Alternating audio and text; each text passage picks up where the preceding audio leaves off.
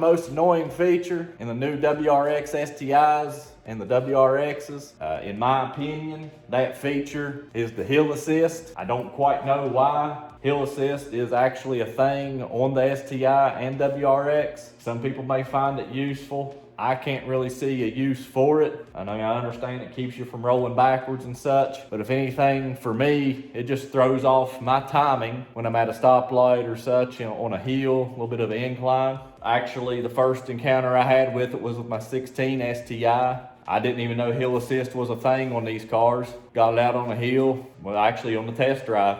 Because I didn't know what the heck was going on. Come to find out, I had hill assist on it. So as soon as I drove it off a lot, YouTubed it, figured out how to turn the stupid thing off, and then the light stayed on the dash the whole way home. That's the thing about it is, you do disable it, light stays on forever. So it just constantly taunts you. You can't really fully get rid of it. In my opinion, that's what I say, I think it's the most worthless feature they put on these cars. If you disagree with me, please let me know. If you can think of a more worthless thing in the STIs or WRXs other than the hill assist. So I say it's always the first thing I disable. Of course, my 09, 02 WRX didn't have it.